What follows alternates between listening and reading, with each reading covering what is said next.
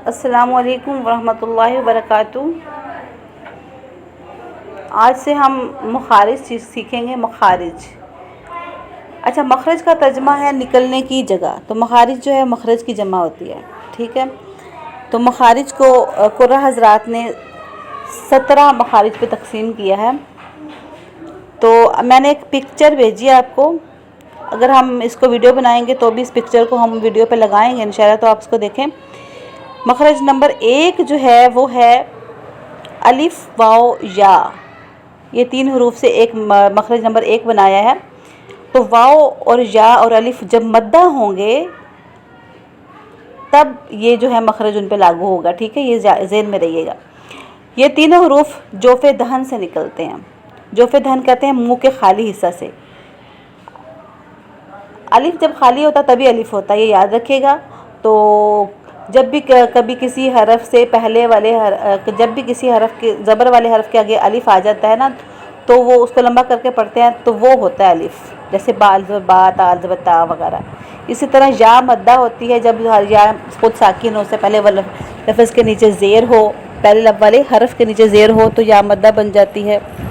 इसी तरह से वाओ खुद साकिन हो तो उससे पहले हरफ के नीचे ज़ेर हो तो या मद्दा बन जाती है।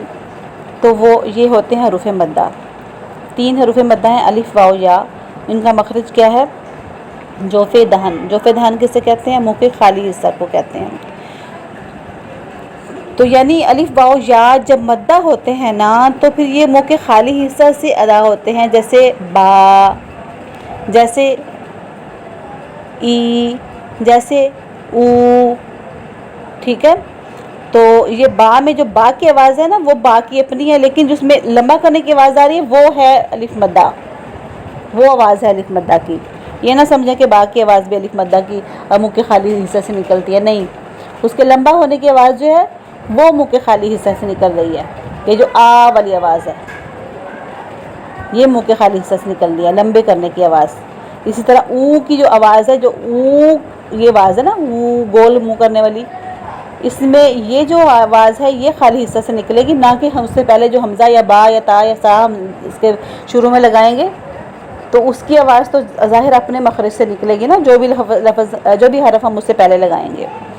हरूफ मद्दा को हम इंशाअल्लाह ताला आगे पढ़ेंगे तफसील के साथ। अभी सिर्फ हम क्योंकि मखारिज पढ़ रहे हैं, अभी आप इसी को इसी तरह से याद कीजिएगा कि हरूफ मद्दा जो 3 हरूफ मद्दा हैं अलिफ वाओ या, उनका मखरज जोफ़े दहन है, यानी मुँह का खाली हिस्सा, ठीक है। फिर याद कर लें। आपके पास तफसील के लिए छोटी सी चीज़ ही आपको मैं बता देती हूँ तफसील, क्योंकि हरूफ मद्दा की जो तफसील है और उसका जो डेफिनेशन है वो मैं इंशाअल्लाह ताला फिर कभी आपको बहुत अच्छे से समझा दूँगी। अभी आपको शायद समझ नहीं आई, मिसालों के साथ मैं आपको समझाऊँगी। अभी सिर्फ आप अपना इतना याद कर लें कि मखरज नंबर 1 अलिफ वाओ या जब मद्दा होते हैं तो इनका मखरज जोफ़े दहन है, यानी मुंह का खाली हिस्सा। पहला मखरज कौन सा है हमारा? अलिफ वाओ या मद्दा का। ये तीनों हरूफ जो हैं जोफ़े दहन से निकलते हैं, यानी मुंह के खाली हिस्सा से अदा होते हैं। यही आज का हमारा सबक है।